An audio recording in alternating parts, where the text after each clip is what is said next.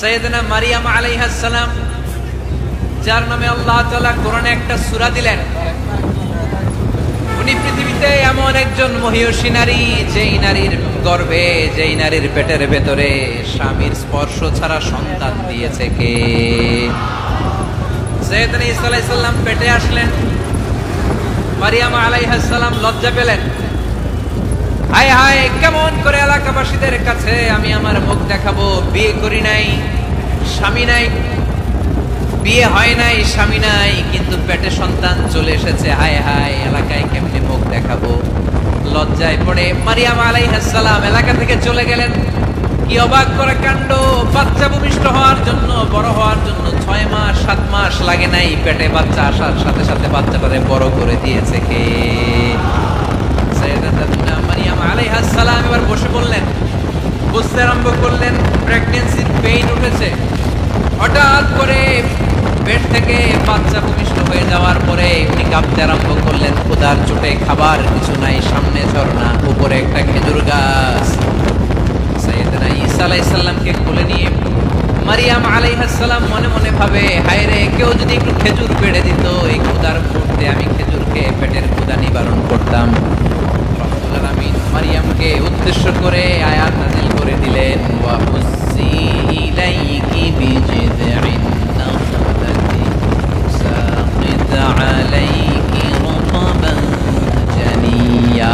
কোরআন সাক্ষী, হুজ্জি ইলাইকি বিজিযইন নাখলা, এর মানে হচ্ছে মারিয়াম, কেউ পেড়ে দিবে না, একটু কষ্ট করে হাতটা উঁচু করে খেজুরের ডালা ধরে ঝাঁকুনি মারো, কষ্ট সে কাঁচা পাকা খেজুর নিচের দিকে পড়বে, তারপর তুমি তুলে খাবে। সুবহানাল্লাহ পড়ে।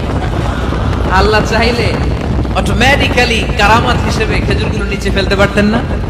কথা কোন? খেজুরগুলো অটোমেটিক্যালি নিচের দিকে পড়ছে? পড়ে নাই। আল্লাহ শিক্ষা দিয়েছে, যেই পরিস্থিতিতে থাকো না কেন, তোমাকে শ্রম ব্যয় করে, কষ্ট করে তোমার উপার্জন করতে হবে, রিজিকের বন্দোবস্ত করতে হবে। চিল্লায় বলেন ঠিক কিনা? ইসলাম আমাদেরকে এটাই শিখিয়েছে, কাজে লজ্জা নাই।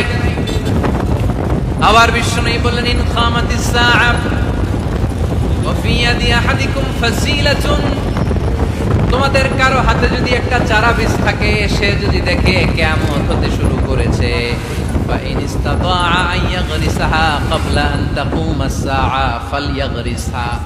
কারো হাতে একটা চারা বীজ নিয়ত করেছে, চারা বীজটা রোপণ করবে, ইন দ্য মিন টাইম দেখলো কিয়ামত হতে শুরু করেছে, বিশ্বনবী বললেন, যদি তোমার সুযোগ থাকে কিয়ামত হওয়ার আগে চারা বীজটা রোপণ করে দাও। কথা বুঝতে পেরেছেন? আপনার হাতে একটা চারা বীজ, আপনি প্ল্যান করেছেন এই চারা বীজটা রোপণ করবেন, ইন দ্য মিন টাইম দেখলেন কি হওয়া শুরু হয়েছে?